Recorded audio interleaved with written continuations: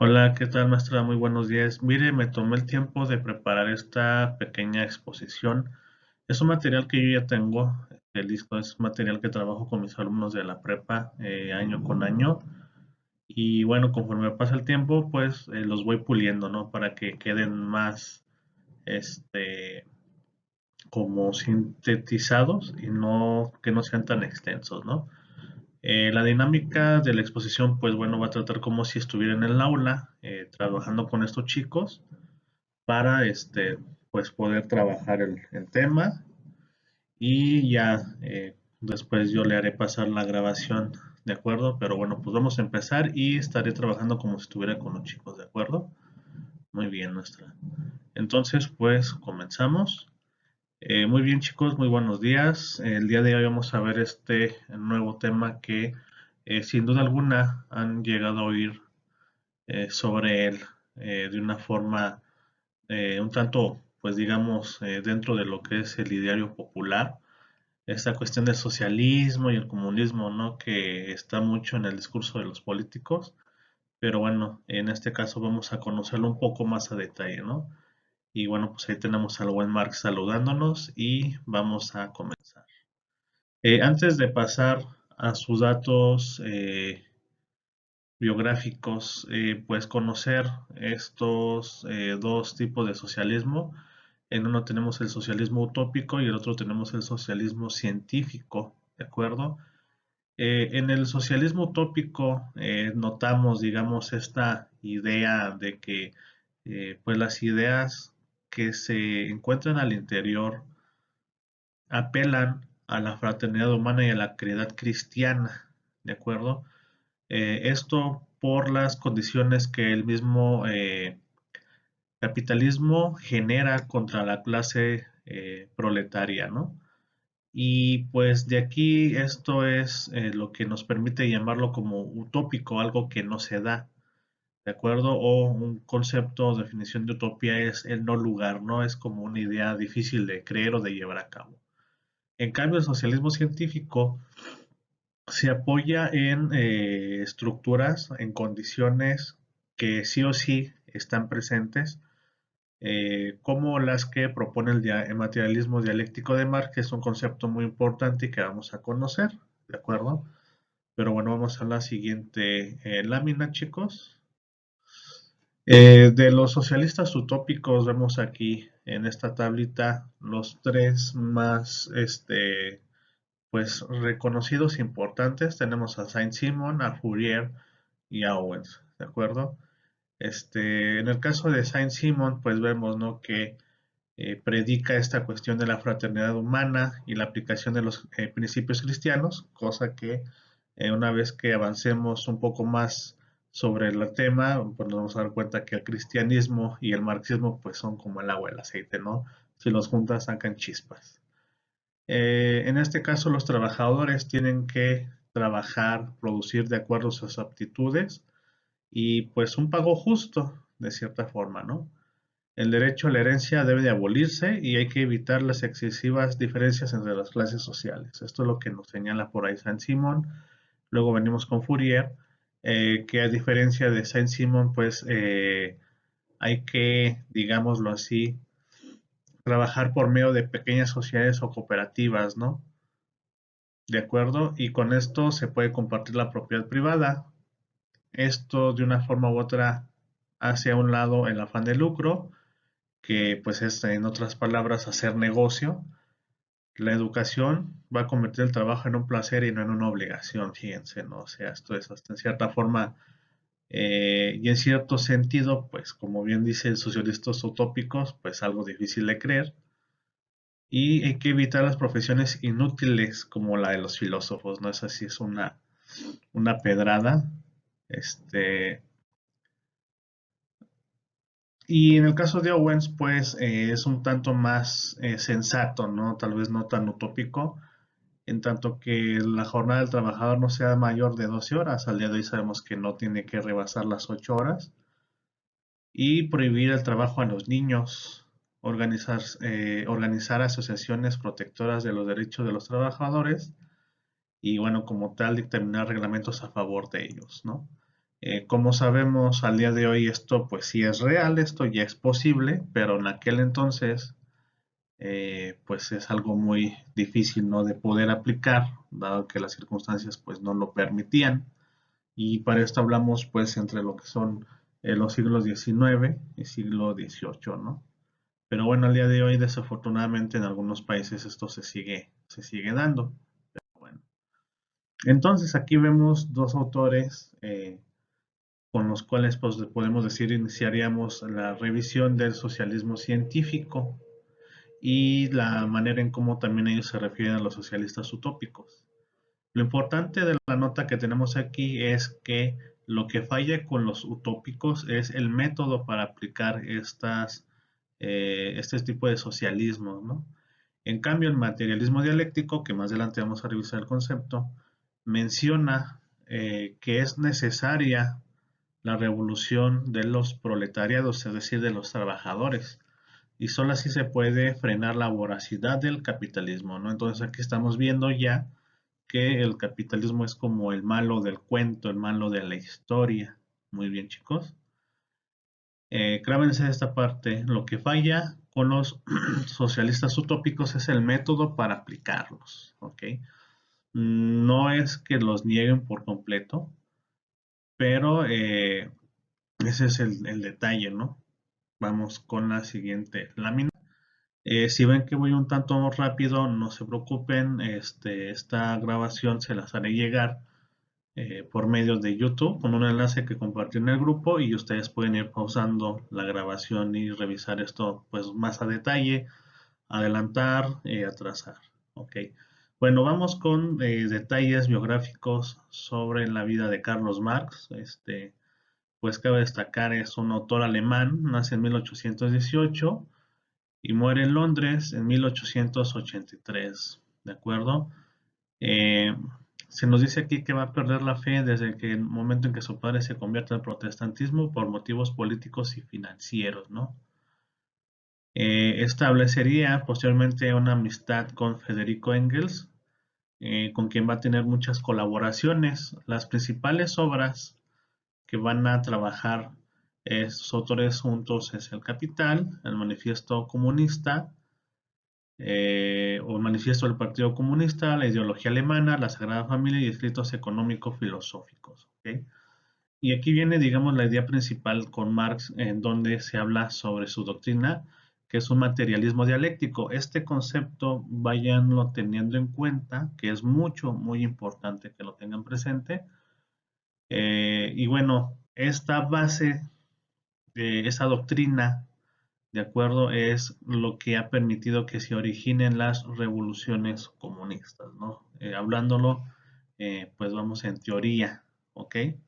Bueno, influencias filosóficas, como sabemos, todos los autores, los filósofos más que nada, van a recibir ciertas influencias, ¿ok?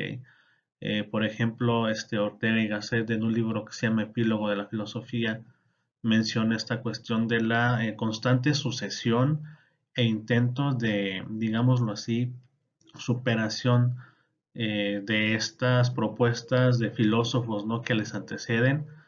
En algunos casos, pues también se dan las influencias, ¿ok? Y volviendo al texto, Marx está influenciado por Hegel, Feuerbach y Saint-Simon, ¿ok? Y como tal suele darse una especie o cierto grado de eclecticismo, que es como esta mezcolanza, en tomar pues prestado las principales ideas que van a ser útiles para lo que él está proponiendo, ¿no? En este caso de Hegel toma el método dialéctico, pero aplicado a la materia y no al espíritu, este concepto que es muy importante, más adelante lo vamos a revisar, y sobre esto pretende más que nada poner los pies sobre la tierra, lo que estaba en la cabeza de la filosofía hegeliana. De Feuerbach asimila el materialismo ateo, ok, esto ya es una nota muy importante, y de Saint-Simon y Proudhon recoge ideas en torno al socialismo, ok. Continuamos con la siguiente lámina. Ya saben, si tienen cualquier pregunta o duda, pues la pueden hacer ahí en el canal de YouTube donde va a estar este video. y también abordarlas en la siguiente sesión, ¿de acuerdo? Ok, vamos a revisar, perdón, el concepto principal que aquí nos interesa, que es el concepto de materialismo dialéctico, ¿ok? Dice aquí, el materialismo marxista es la tajante pregunta, el punto de partida, ¿qué es primero, la materia o el espíritu, no? Aquí se lo señala como materialismo marxista porque hay que recordar a esta cuestión de Hegel, ¿no? Que es el idealismo puro, ¿de acuerdo? Pero en este caso es enfocado a la materia y es donde se replantea esta pregunta. ¿Qué es primero, la materia o el espíritu? No suena como esta paradoja de qué es primero el huevo o la gallina, pero bueno, aquí no está tan difícil. Y Engels, el coautor, el compañero de Marx, analiza las dos respuestas posibles. Esto se conforma de la siguiente forma, ¿no? Que lo vamos a conocer como la dialéctica materialista, dialéctica porque hay estas dos posturas al interior de la filosofía, que es la filosofía idealista y la filosofía materialista, ¿no? Se dice, por el lado de la filosofía idealista, que el espíritu es primero y que la materia es producto del espíritu, y por el lado de la filosofía materialista, se dice que la materia es primero y que el espíritu es un producto refinado de la materia. Esto, haciendo un breve paréntesis, es algo parecido a una obra que por ahí escribe, si no me equivoco, Jean-Paul Sartre, una obra que se llama El humanismo. El existencialismo es un humanismo, si no me equivoco, en donde se plantea esto, ¿no? Algo similar, en lo cual dice que primero existimos y luego somos. Con Santo Tomás de Aquino también hay esta misma cuestión en donde dice que primero es la esencia y luego es la existencia, que vemos que con Sartre se invierte, ¿no? Creo que la obra de Santo Tomás se llama De la ente y la esencia, y bueno, vemos cómo aquí se retoma esta misma cuestión, pero señalando esta cuestión de que es primero el espíritu o la materia, ¿no? Entonces, la historia de la filosofía, así como lo acabo de señalar, se va a conformar por esta lucha entre estas dos posturas, que es como si estuviéramos teniendo por un lado a los filósofos idealistas y por el otro a los empiristas, ¿de acuerdo? Esa es la idea, y aquí lo vamos a ver como dialéctica materialista, ¿no? Vamos a la siguiente lámina y dice aquí el encabezado, todo lo espiritual es un derivado de la materia. Ok. Aquí nos aclaran estos dos puntos muy importantes. Ok. Dice, los marxistas no niegan la cultura, el pensamiento, la belleza o la inteligencia, ¿no? Ok, ya con eso no tenemos un problema, por si alguien estaba preocupándose, pero dicen que el ser se reduce a la materia. Y aquí nos dan como que sus principales puntos, ¿no? O razones. El primero dice, la materia es el ser objetivo que existe independientemente de la conciencia, se capta por los sentidos y produce nuestros conocimientos. No es como decir que ese árbol existe independientemente de que nosotros tengamos conciencia o no de él, no es como este acertijo, no, no es acertijo, es una paradoja, ¿no? Del árbol que cae en el bosque eh, y hace mucho ruido, ¿no? Al caer, pero ¿quién te asegura que hace ruido, no? Por ahí va más o menos esta paradoja. Se lo dije de una forma muy caricaturizada, pero esa es la idea de si realmente las cosas existen aparte de nuestra conciencia, o sea, saber que están ahí. Y pues desde luego tú lo ves por sentido común, digamos, no, sí existen, pero bueno, en fin. Entonces, vamos al siguiente punto. Dice, la conciencia y el pensamiento son calificados como inmateriales, ¿ok? Pero en el fondo constituye una propiedad de un producto de la materia. Si no mal recuerdo, por ahí decían sí, o sea, se habla de la conciencia y el pensamiento, el espíritu, pero necesitan de algo material, de algo carnoso, digamos, ¿no? Y ya se centran en nuestro cerebro, ¿ok? Es como esta anécdota entre un astronauta y un doctor, un médico, si no me equivoco, creo que el médico era ateo, o era, no, el astronauta es el ateo y el médico es el religioso, ¿no? El católico, en donde el médico, en este caso un cirujano, un neurocirujano, está haciendo una operación, mira la mente del el cerebro del paciente y dice, bueno, aquí yo no veo tu inteligencia, ¿no? Eso que ustedes dicen, fíjense, ¿no? Y en el lado del astronauta dice, pues yo por acá no veo a tu Dios. Y tiene ese como diálogo, esa confrontación, ¿no? Pero bueno, son anécdotas que suelen darse. Entonces, esta reducción de todo el ser a la calidad de materia es la teoría monista del marxismo, ¿no? Si dijera la pregunta de examen, ¿en qué consiste la teoría monista del marxismo? Pues consiste en que se reduce todo el ser a la calidad de materia. En eso consiste. ¿De acuerdo? Bueno, vamos a la siguiente lámina. Pues desde luego, aquí el título, el encabezado, pues ya nos da mucho de qué hablar, a qué se refieren los marxistas o cuál es su punto de partida, ¿de acuerdo? Vemos aquí que el principal punto de partida de los marxistas gira o se centra, mejor dicho, en las cuestiones económicas, ¿ok? No por nada aquí el concepto o el término de capitalismo reluce mucho. La clase trabajadora, todo ese tipo de situaciones. Nos dicen en el siguiente punto, dice, el materialismo es estudiado principalmente como una teoría que propone a las estructuras económicas, las estructuras materiales, como la base y la raíz de las superestructuras culturales e ideológicas, ¿ok? Como la ciencia, la filosofía, la moral, la religión y la política y el arte.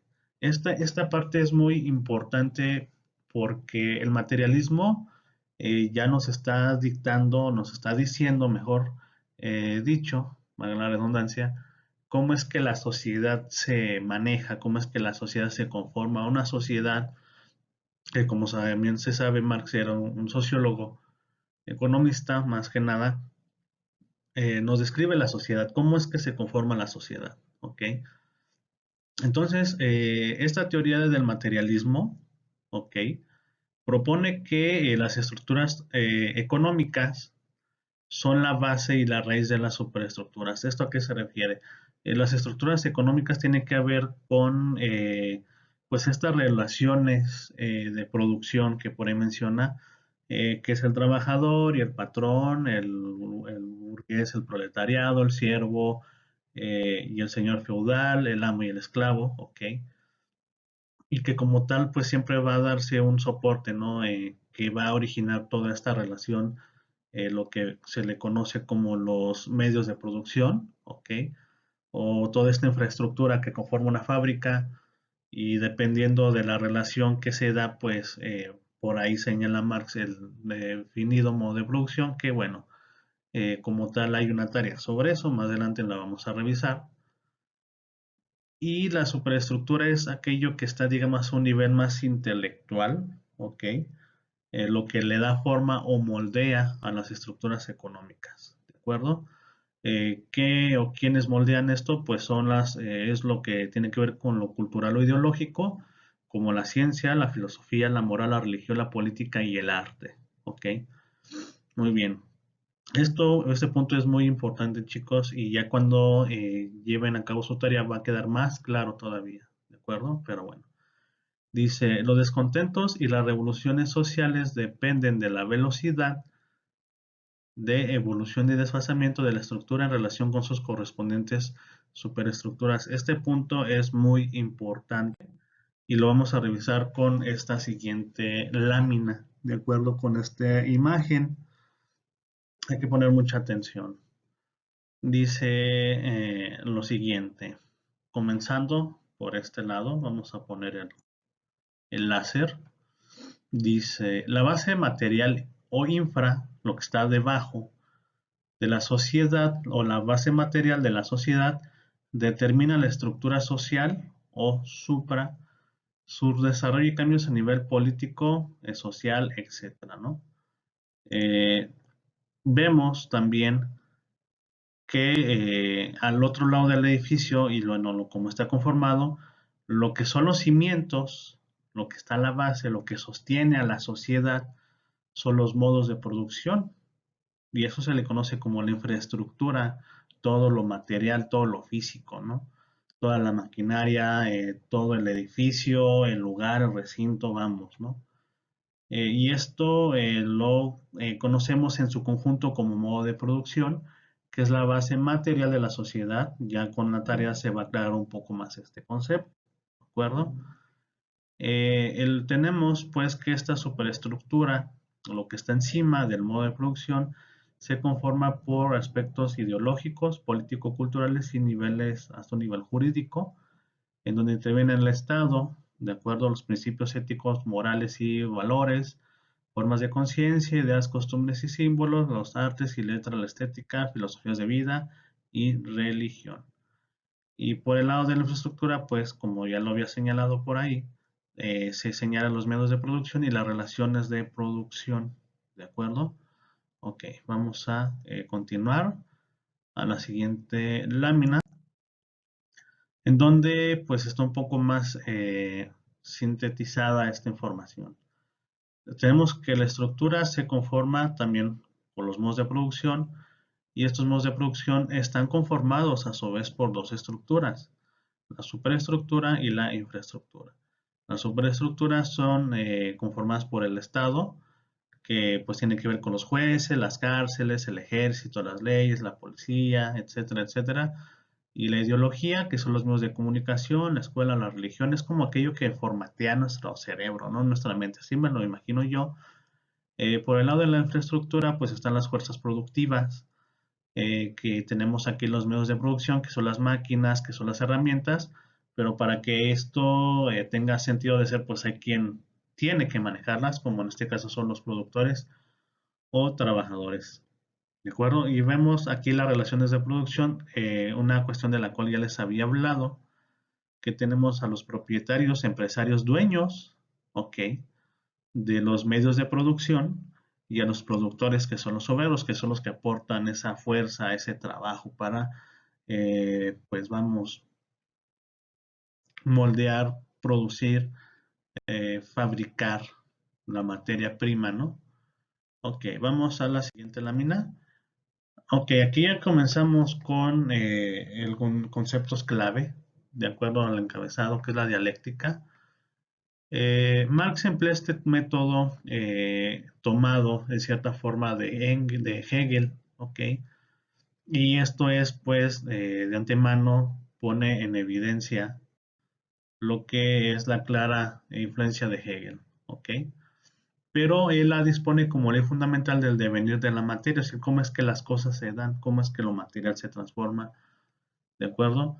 Entonces, el materialismo marxista, si nos enfocamos en su modo de ser o en su naturaleza, tenemos estas dos principales cualidades, que es dinámico y evolutivo, que por lo tanto considera la materia como en continuo devenir, que siempre está cambiando, que siempre está siendo, ¿no? Que se transforma.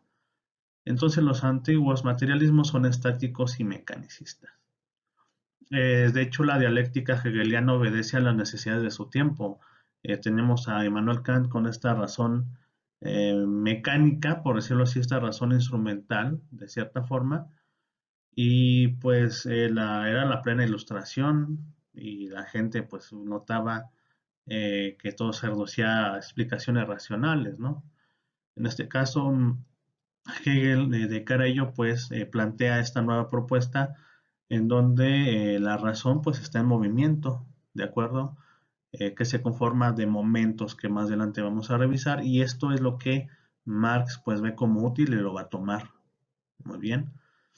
Ok, entonces dice lo siguiente, con su postura dialéctica, los marxistas pretenden oponerse a todas aquellas teorías metafísicas que habían considerado la realidad de modo estático. Ok, esto es muy interesante, ¿no? Porque de cierta forma lo que se busca o lo que busca Marx es una explicación, eh, sí, teórica, pero que tenga correlación con la realidad, con lo físico, ¿ok? Y no tomar ideas así como que están ahí en el topus Uranus, ¿no? Él busca evidencia, él busca algo físico, algo material, ¿de acuerdo? Dice aquí como nota, las definiciones de esencia son fijas y con eso mata lo más íntimo de la materia que es el cambio, ¿no? Esto, como tal, más adelante, pues se enfoca hacia algo que se le conoce como praxis marxista, la praxis marxista, pero bueno, enseguida vemos y conocemos eso. Dice por aquí el encabezado, la dialéctica es la ley del cambio de la realidad, ¿ok? Hay que tener muy claro esta idea o el concepto de la dialéctica. Cuando hablemos de dialéctica, asocienlo rápidamente a movimiento, a cambio, a transformación, a ciclo, todo lo que implique movimiento, ¿no? Y la realidad es eso, que está en constante movimiento, está en constante cambio. No estamos a como estábamos hace 1000 años, por ejemplo, o hace 2 semanas. Siempre se va a encontrar en movimiento la realidad. Y esto, pues, implícitamente habla sobre la evolución, ¿de acuerdo? Dice, esta evolución tiene lugar de acuerdo con las tres etapas hegelianas que son tesis, antítesis y síntesis, ¿ok?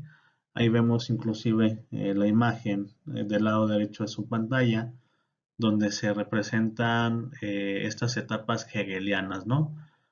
Como si se tratara de dos individuos, tres personas en una misma imagen, ¿no? Pero bueno, vamos a checar. Dice que estas etapas se consideran como un proceso evolutivo. Como bien vemos ahí la primera se señala como la tesis, a lo que se sigue la segunda etapa de contenido contrario que recibe el nombre de antítesis y posteriormente la lucha entre estas dos etapas son la síntesis o negación de la negación. ¿De acuerdo? Este modelo, este método es muy importante para que lo tengan presente. Y cómo es que lo toma Marx, ¿ok? Tomado, prestado de Hegel. Ok, ya con la imagen que tenemos por aquí del lado eh, derecho de su pantalla, donde vemos como a un rey que está sosteniendo ahí eh, pues ese cedro, no sé cómo se llame, el bastón. Luego vemos a alguien más medianito, luego alguien más chiquito. Nos damos una idea de lo que esto significa, ¿no? Del materialismo histórico. Entonces, Marx toma este método, ¿de acuerdo? Para interpretar el devenir histórico como una continua lucha de clases, que siempre en el transcurso de la historia tiene como razón de ser y evolución esta lucha, esta confrontación entre estas clases sociales, ¿sí?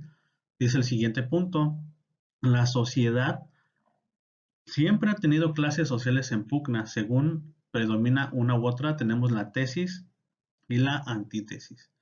Dice, por ejemplo, la lucha armada acelera el proceso evolutivo, y se logra la síntesis. El motor de la historia es la lucha de clases, ¿no? Esta es a grandes rasgos de lo que trata el materialismo histórico, la lucha de clases. Dice aquí en nuestra pequeña imagen, la historia de todas las sociedades que ha habido hasta el presente es la historia de la lucha de clases, ¿no? Y es eso, por ejemplo, pues estas guerras que se han dado a lo largo de la historia, estos confrontaciones, perdón, entre distintas civilizaciones, quién le gana a quién y pues el que queda es el que va a dominar, ¿de acuerdo? Es eso lo que ha originado que la historia avance, ¿no? Es el motor, como bien dice aquí, la lucha de clases es el motor de la historia. ¿Ok? Esta es una idea muy buena que vale la pena tenerla presente. Ok, esto ya nos lleva a la praxis marxista y hacerle frente a esa razón estática, instrumental, que nada más se queda parada viendo, ¿no? Por ejemplo. Aquí praxis lo vamos o es lo mismo que acción o práctica, ¿no? Y esta es la orientación que pues predispone a todo el pensamiento de Marx, no quedarnos de brazos cruzados contemplando la teoría, ir más allá de esa etapa, ¿ok? Y esta actitud de quedarnos de manos cruzados fue rechazada en su famosa tesis 11 sobre Feuerbach, que dice: los filósofos hasta ahora solo han contemplado el mundo, lo que se requiere es transformarlo, ¿no? Esto es algo muy importante que tal vez no le duele el corazón a alguno que otro filósofo que lo lee porque es que me gusta pensar y me gusta contemplar la vida y todo así, pero aquí lo que importa es que nos pongamos manos a la obra, no nada más quedarnos pensando en las cosas, ¿no? Hay que ponernos manos a la obra, en otras palabras, ¿ok? A eso se refiere la praxis marxista. Bueno, aquí vemos ya otros temas o sí, subtemas encabezados muy importantes, muy propios del marxismo, que bueno, sí señala a la lucha de clases como motor de la historia, pero también hay que atacar otros puntos. Es muy importante, de acuerdo con Marx, eh, destacar, ¿no? Esta cuestión de la cosificación, de la alienación humana, originada por dos, pues decirlo así, sectores o ámbitos, lo religioso y lo económico. Aquí vamos a ver primero el religioso, y dice aquí cada uno de los puntos. El marxismo pretende salvar al hombre de las alienaciones que sufre. Dice, una alienación en general es lo mismo que una enajenación o supresión de algún aspecto de la personalidad humana. Alienus en latín significa ajeno, ¿ok? Dice, uno de los ideales marxistas consiste en suprimir las alienaciones. ¿Esto qué significa? Pues lograr que el hombre viva de acuerdo con el nivel que le corresponde como ser humano. Esto que implica que no hay explotaciones sobre su persona, ni opresiones o tiranías a que ha sido sometido a lo largo de todos estos momentos históricos, ¿ok? Posiblemente ustedes ya han llegado a escuchar algo sobre esto, de que a veces pues la gente, ¿no? Y con todo respeto dicen que están muy abogados con esta idea de Dios y todo eso, y que pues todo dejan en manos de Dios, y que primero Dios, y que sea lo que Dios diga, está bien, y es cada quien, esto es respetable, pero a lo que señala Marx, ¿de acuerdo? Él es no dejarte llevar solo por estas ideas, ¿de acuerdo? No estar como que siempre y constantemente enfocados o confiados a eso, ¿de acuerdo? Pero bueno, entonces tiene que ver mucho aquí la idea mental de Dios, de acuerdo a lo que hay que hacer es hipostasiar dicha idea. ¿Qué significa esto? Conferirle existencia real y enseguida vivir sometido a la pseudo legislación originada en tal Dios, cuya existencia se cree real o verdadera. ¿Ok? Como tal, esto tal vez suena un tanto fuerte para algunos, pero así es esto, ¿no? Dice entonces más adelante que el marxismo insiste y busca señalar que no es extraño que el capitalista se interesa en la propagación de tal religión entre sus obreros. Es como para mantenerte distraído. Es como si en cierta forma romantizaran la explotación laboral con esta idea religiosa, ¿no? De que no, que Dios nos manda el trabajo y echarle ganas, ¿de acuerdo? Dice después, la religión es como un sedante que pacifica y logra hacer pasar el sufrimiento sin violencias ni reclamaciones. Y aquí es donde aparece una expresión muy famosa de Marx, y dice, la religión es el opio de los pueblos, ¿ok?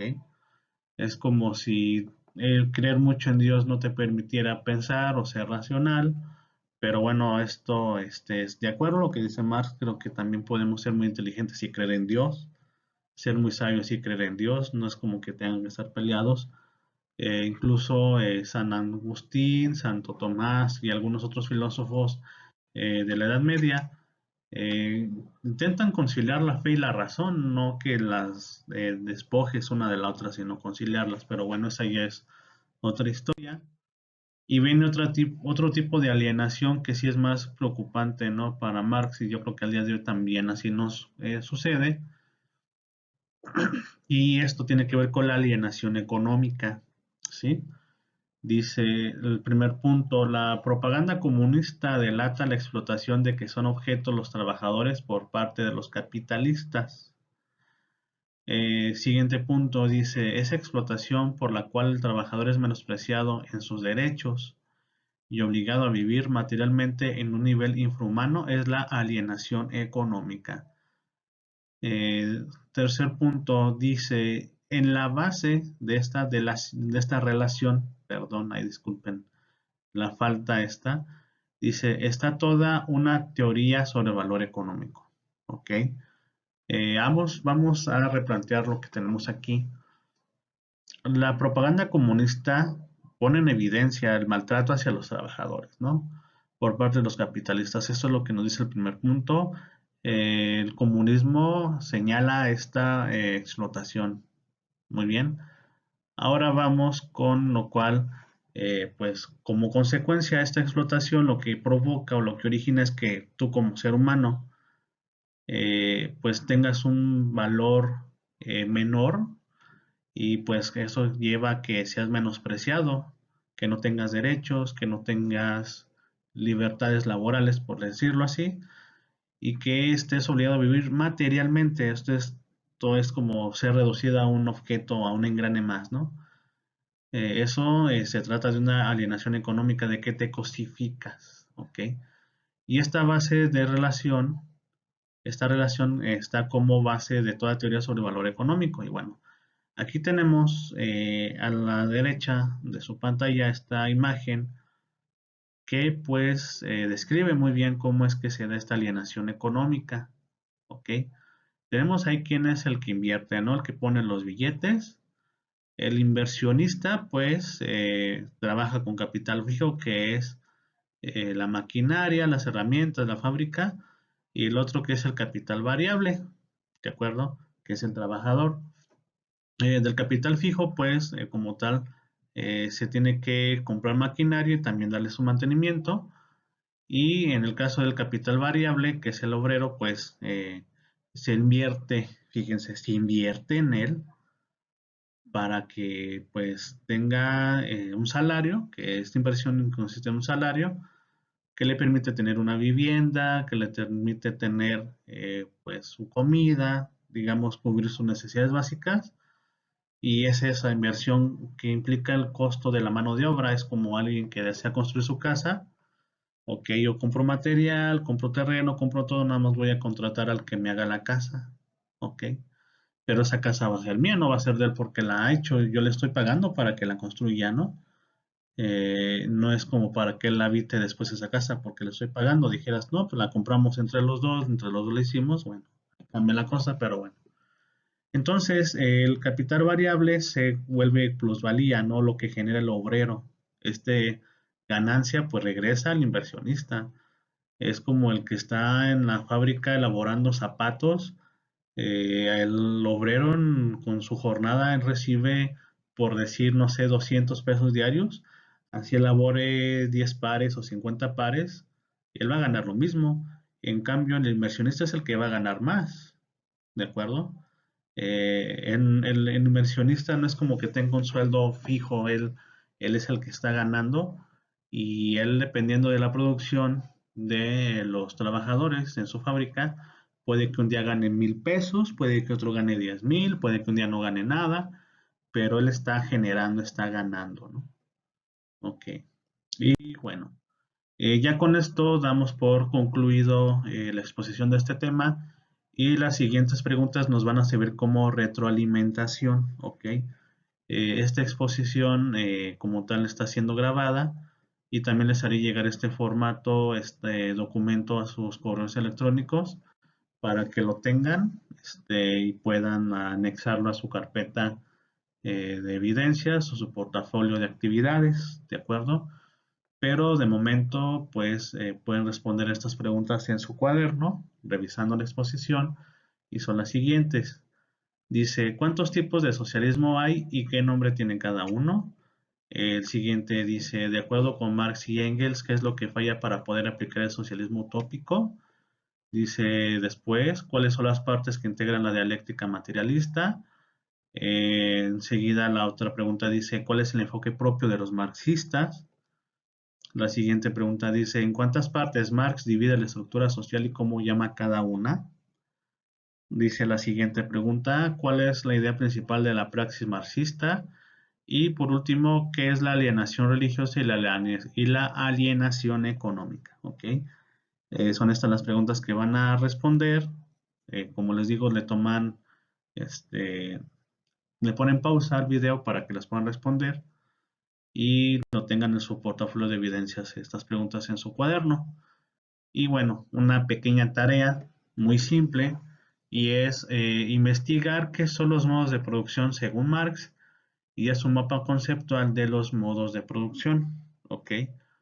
Esta es la tarea, chicos, y pues bueno, ya saben, por ahí nos la hacen llegar esta información en Teams, donde pues previamente ya está asignada esta tarea, ¿de acuerdo? Cualquier duda, comentario que surja, pues lo retomamos la siguiente clase, ¿de acuerdo? De mi parte es todo, deseo que les vaya muy bien y que tengan un excelente día. Hasta pronto, chicos.